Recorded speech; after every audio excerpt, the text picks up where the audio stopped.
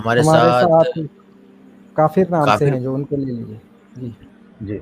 जो मेरा क्वेश्चन ये है कि जैसे अल्लाह की नज़र में एक काफ़िर और एक मुसलमान में क्या फ़र्क है? मतलब जैसे एक काफ़िर पैदा होता है, हिंदू है, क्रिश्चियन है, किसी भी धर्म का है, तो वो भी खाता-पीता है, बड़ा होता है, मर जाता है, उसको बीमारियाँ होती हैं, उसके सब कुछ जो भी होता है उसको एंड लाइफ में जो होता है। एक मुसलमान को भी वही होता है, पूरी लाइफ में वो भी परेशानियाँ और अच्छी चीज़ें, अच्छा वक़्त, बुरा वक़्त सब कुछ चलता है। तो फ़र्क क्या है? मतलब अल्लाह की नज़र में कहाँ पे मुझे फ़र्क आया कि मुसलमान होने पे मुझे बीमारियाँ नहीं लग रही या मुझे खाना ज़्यादा मतलब क्या मतलब उसमें क्या एडवांटेज है? क्योंकि जैसे कुरान हमने करीम देखा ने कि आपके इस सवाल का जवाब दिया है। जी, अल्लाह ताला कहता है कि इन्ना खलकनाकुम मिन ज़करिन व उनसा व जअलनाकुम शुऊबन व क़बाइल लितआरफू इन्न अक्रमकुम इंदल्लाहि अतकाकुम, कि ए लोगो, और इसमें ये नहीं कहा कि ए मुसलमानों या ए काफिरों, ए लोगो, हमने तुम्हें एक मर्द और औरत से पैदा किया है और तुम्हें कौमों और कबीलों के अंदर बना दिया ताकि तुम एक दूसरे का को पहचान सको। यहाँ तक तो सब बराबर है, जिस तरह पैदा हुए खाते हैं, कबीलों में हैं, कौमों में हैं, अलग अलग कौम, अलग अलग कलर, अलग अलग जबानें, सब बराबर, कोई इस्लाम कुफर का कोई फर्क नहीं है। और यहाँ से आता है इन अक्रमकुम इंदल्लाहि अतकाकुम, अब तुम में जो सबसे ज्यादा मुअज्जज यानी ऑनर्ड रिस्पेक्टेड अल्लाह की नजर में है, तो वो है कि जिसमें सबसे ज्यादा खुदा का खौफ और डिसिप्लिन हो। तो अब एक आदमी यहाँ के निज़ाम में रह रहा है और खुदा के अहकाम को, खुदा के जो जो गाइड, जो खुदा ने जो हुक्म उसको दिया है, जिस तरह जिंदगी उसको गुजारनी है, उसी तरह वो गुजार रहा है, तो वो अल्लाह ताला की नज़र में एक रिस्पेक्टेड है। अब आप ये देखें कि मसलन इंडिया में आप रहते हैं, तो आप फखरिया ये कहते हैं कि I am a law abiding citizen, कि मैं लॉ पर चलने वाला, कानून को मानने वाला शहरी हूँ, मैं टैक्स पे करता हूँ। तो यहाँ से आप ये यानी फूला नहीं समाता एक इंसान जब आदमी ये कहता है कि I am a law abiding citizen. क्यों? इसलिए कि जब आप लॉ अबाइडिंग हैं तो आप फिर एडमिनिस्ट्रेशन की नजर में मुअज्जज हैं, मोहतरम हैं। तो ऐसे ही अल्लाह की नजर में मुअज्जज वो है जो लॉ अबाइडिंग है। अब मुझे बताइए कि लॉ अबाइडिंग होना कोई गलत काम है? तो ठीक है, उसको बता दीजिए, और अगर अच्छा काम है तो बात साबित हो गई। नहीं प्रैक्टिकली अल्लाह ने तो कभी कोई कोई गुंजाइश नहीं छोड़ी, मतलब कोई डिफरेंस नहीं छोड़ा बीच में, अगर काफिर और मुसलमान ये प्रैक्टिसिंग प्रैक्टिसिंग करना अलग पद्धति, दूसरे की पूजा पद्धति अलग है, सब धर्म स्टाइल अलग है, वो ठीक है, मगर अल्लाह की तरफ से नेचुरली जो जैसे बारिश होती है, धूप होती है, छाँव होती है, सबके लिए वो बराबर है, सबके सब लिए कुछ। बराबर है और ये लॉज ऑफ नेचर के ताबे है।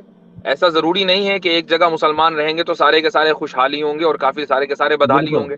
अगर ऐसा हो बिल्कुल। जाए तो फिर कोई काफिर ही ना बचे, सारे मुसलमान हो जाए। तो बिल्कुल वही तो मैं पूछ रहा हूँ कि तो अल्लाह की नजर में तो सब एक एक जैसे ही होते हैं और होना भी चाहिए। तो नेचुरली सब मुझे तो लोग कोई एक फर्क जैसे नहीं हैं, नजर आया। हाँ। नेचुरली सब एक जैसे हैं।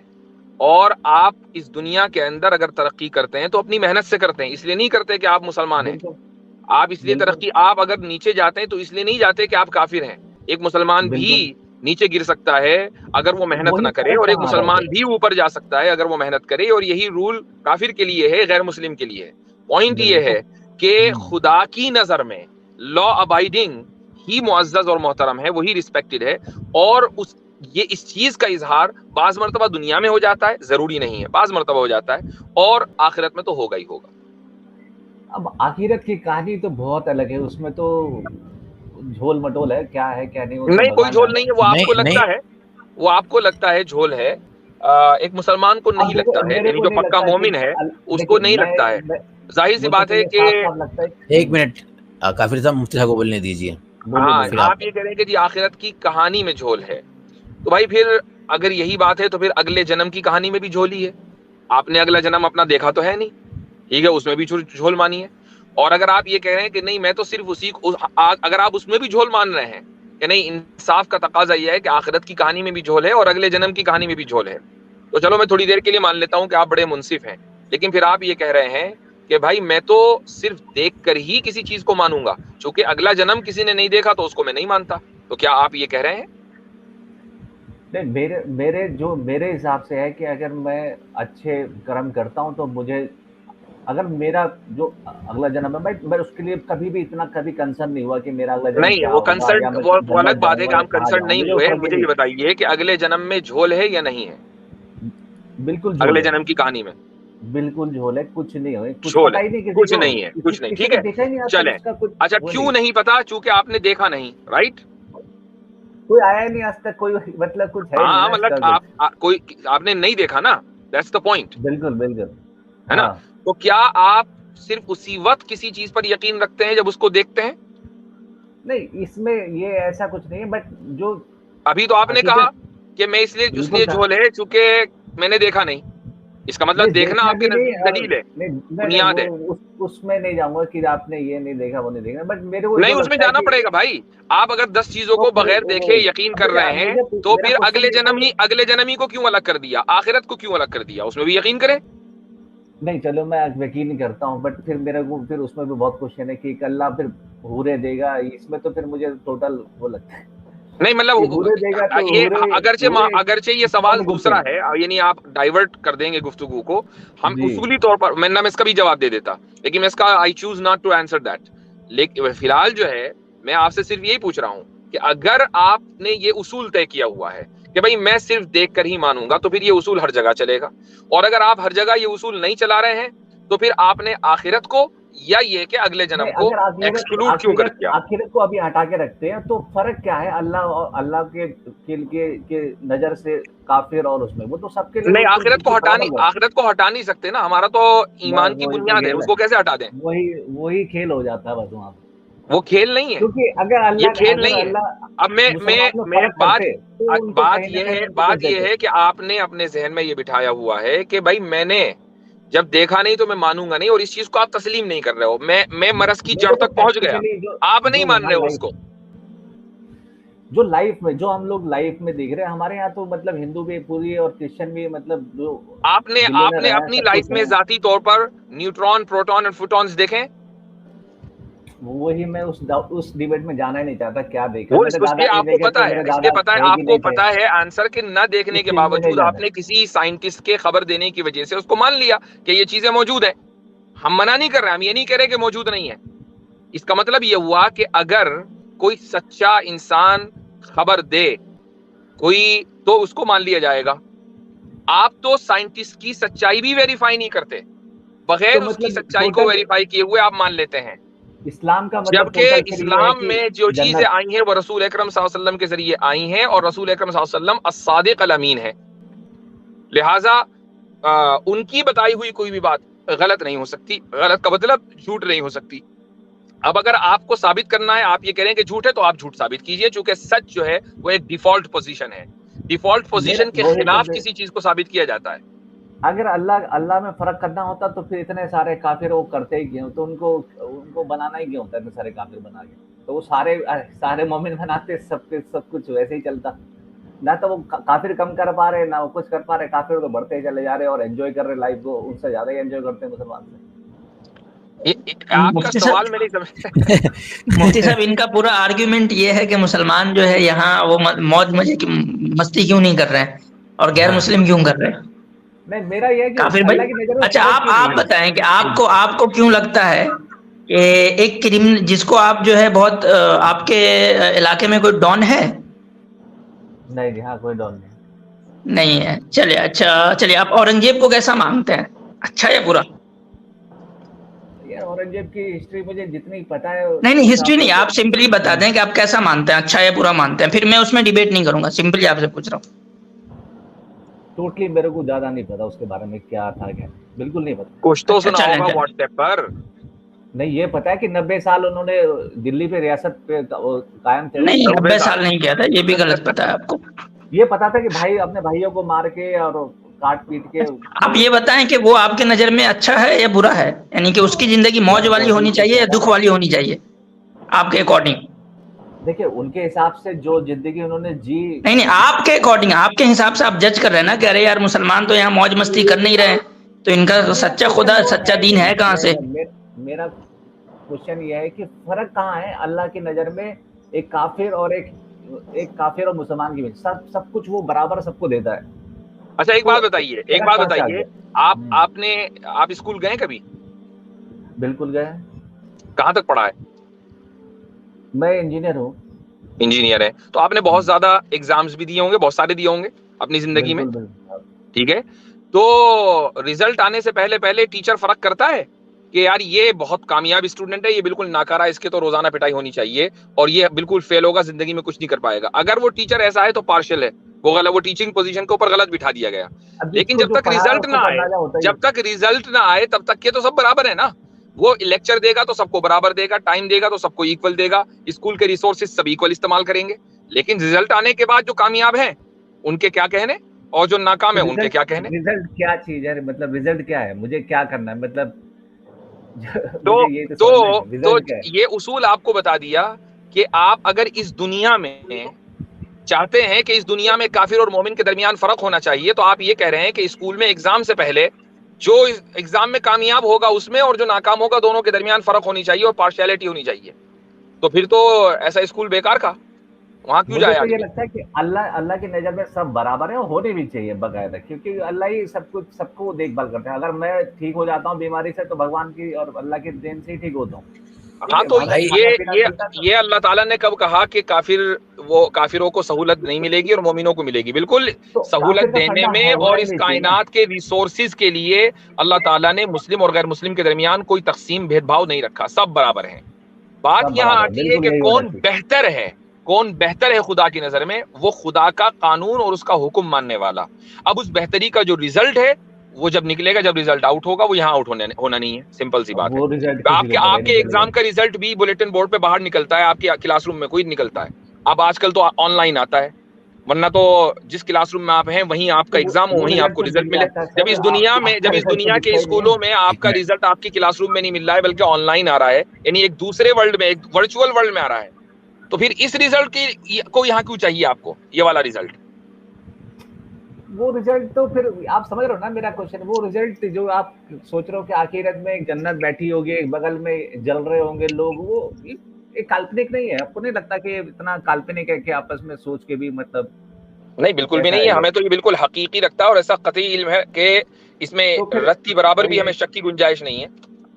तो फिर वही है, इसमें फिर आपका है, मतलब मुझे तो अल्लाह की नजर में लगता है। आपको काल्पनिक लगता है काफिर साहब? बिल्कुल लगता है।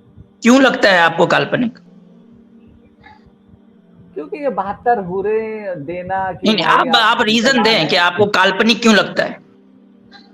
मुझे नहीं लगता कि अल्लाह वहां बैठा के हूरे देगा और फिर लेटा। क्यों नहीं लगता है? ये तो समझ आ गया कि आपको नहीं लगता है, रीजन क्या है?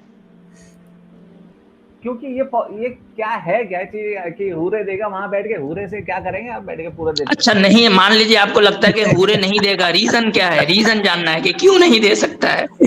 मुझे तो ये साफ साफ क्लियर है कि अल्लाह एक ऐसी एंटिटी है जिसको मतलब आप अल्लाह पे जा रहे हैं। अब आप जो है आखिरत को पहले काल्पनिक कहा कि आखिरत काल्पनिक है, हम ये पूछ रहे हैं कि आपको काल्पनिक क्यों लग रहा है, वो बता नहीं रहे। अब फिर आप अल्लाह पे जा रहे हैं। मैं वही बता रहा हूँ कि अल्लाह इनाम देंगे कि भाई तुम ये नमाज करो और तुम इतने ये करो, मुसलमान बन के आओगे मेरे पास तो मैं तुम्हें ये सब दूंगा। ये मुझे टोटल इसमें फरेब नजर आता है। भाई क्यों? मैं भाई सवाल नहीं आ रहे हो घुमा फिरा के, मुझे लगता है क्यों का जवाब दीजिए भाई। तो अब मैं क्या बताऊं आपको कि हाँ वही बताना है ना, क्या बताऊं मुझे काफिर भाई। मैं एक एग्जांपल से मुझे लगता है कि जी काफिर साहब, मैं आपको एक एग्जांपल से समझाता हूँ ना कि यार ये रोज जाके क्लास करो, टीचर की जो है वो लेक्चर सुनो, ठीक है, असाइनमेंट जमा करो, ये सब सुनो, इसके बाद जो है तुम पास हो जाओगे। यार मुझे ये सब काल्पनिक लगता है, ये सब बस काल्पनिक है। आप पूछेंगे ना मुझे क्यों लगता है काल्पनिक, तो मैं पूछ रहा हूँ कि आप क्लेम पे क्लेम किए जा रहे हो भाई। आप भाई काल्पनिक क्यों लगता है? वाई मेरा आंसर क्वेश्चन है वाई, वो आप बता ही नहीं रहे हो, बस अपना स्टेटमेंट दे रहे हो कि यार मुझे ये काल्पनिक लगता है। क्यों लगता है? अच्छा, एक अगर ये सवाल भी काफिर साहब आपसे मेरा एक सवाल है जो आसिम भाई के सवाल का ही एक हिस्सा है कि मान लें इस दुनिया में, अगर आप थोड़ी देर के लिए मान लें कि ऊपर वाला है, ठीक है, तो इस दुनिया में जितनी भी चीजें हमारे पास हैं, मसलन एक आदमी बहुत अमीर है, उसके पास शानदार उसका मकान है, लंबी लंबी गाड़ियां हैं, अय्याशी की जिंदगी है, तो ये जिंदगी उसको किसने दी है? ऊपर वाले ने दी है या नहीं दी है?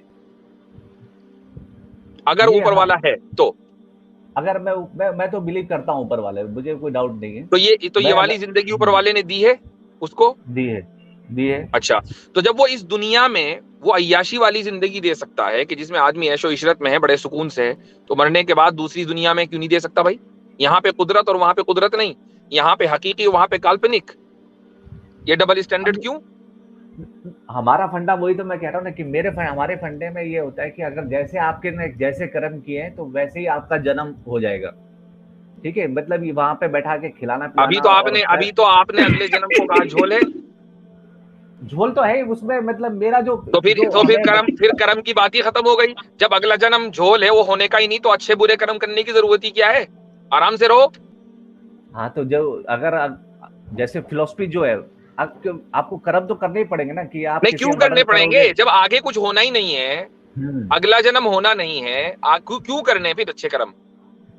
सिंपली जो लॉ ऑफ द लैंड है उसको फॉलो करें, आराम से, बाकी अय्याशी करें, क्या मसला है? अगर आप सारे रूल्स फॉलो करते हो गवर्नमेंट के और आप अच्छे से जीवन चलाते हो, मतलब तो गवर्नमेंट के रूल्स आप इसलिए फॉलो करते हैं ताकि दूसरों को नुकसान न पहुंचाए, लेकिन दूसरों को नुकसान न पहुंचाते हुए मसलन आपको अय्याशी करनी है, आपको एक्स्ट्रा मैरिटल अफेयर करना है तो करें। गवर्नमेंट को पाबंदी तो नहीं लगा रखी एक्स्ट्रा मैरिटल अफेयर पे, नहीं करे तो, मगर उसमें अगर तो अब इसमें अच्छे कर्म की क्या बात आ गई? जब अगला जन्म झोल है तो क्यों करे एक आदमी अच्छा कर्म और क्यों बुरे कर्मों से डरे? वो तो झोल है ना। इसलिए डरना चाहिए क्योंकि अगर मैं देखो, मेरा तो फिलोसफी अगले जन्म पे है और है, उसमें कोई डाउट नहीं।